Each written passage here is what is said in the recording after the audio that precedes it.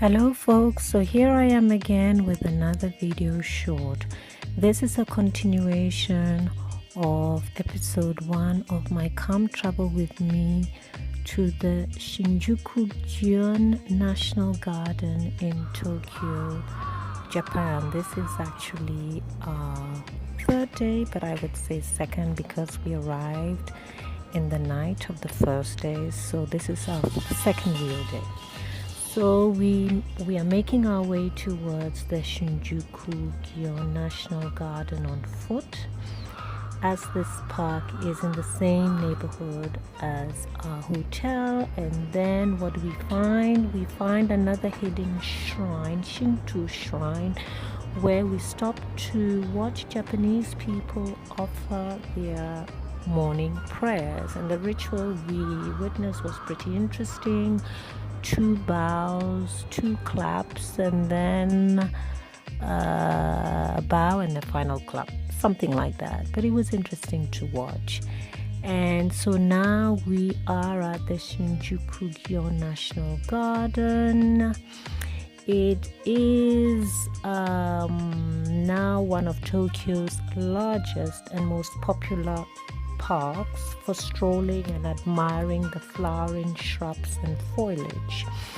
We treat ourselves to green tea at the green tea house, on the grounds, and we even actually got to witness a tea ceremony by a woman who served us, all dressed up in Japanese national clothes.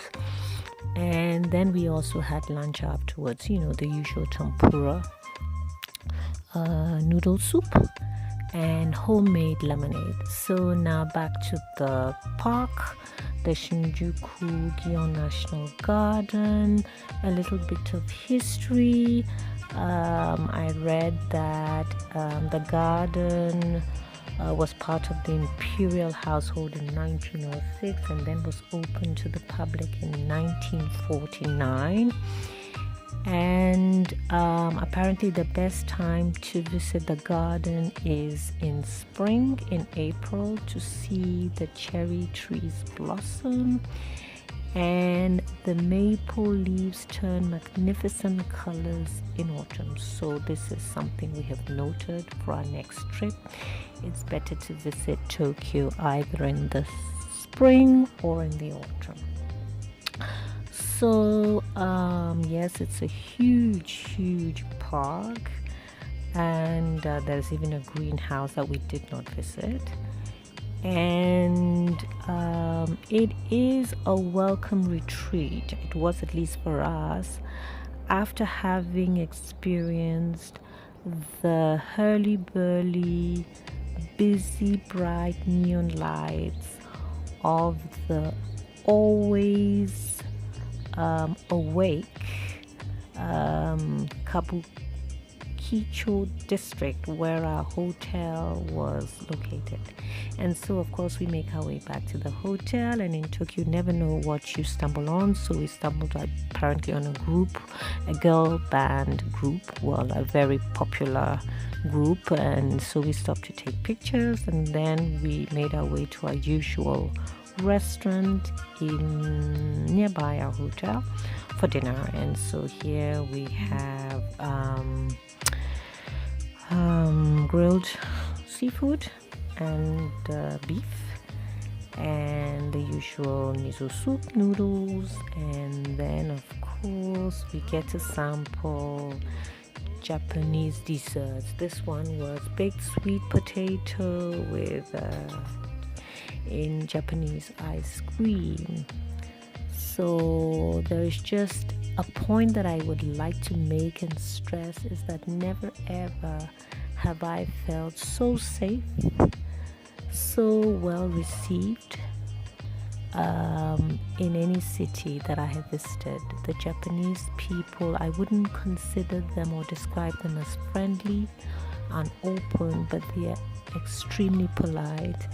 And there's this spirit that seems to hang over all of the Tokyo that we have seen so far, and it's this spirit of care, and respect. And never did I or my son, as people of color, as foreigners, as visitors, as tourists, did we witness any unwelcome advances, any aggressive behavior, any form or kind of harassment.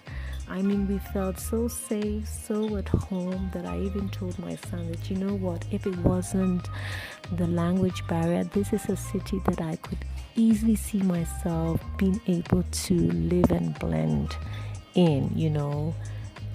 It's such a pleasant place to be, you know. And another thing, I've never seen a city so clean, you know.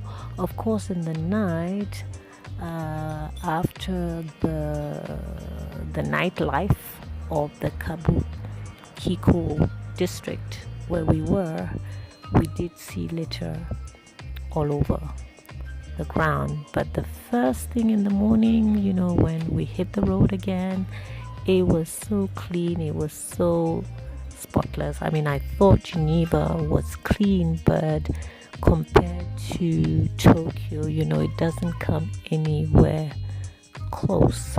So I've never seen a city so clean. I've never seen a people so polite.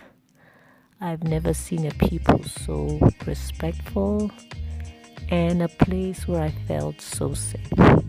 So if you haven't done Asia or you haven't done Tokyo, I would strongly recommend Tokyo to be your next destination.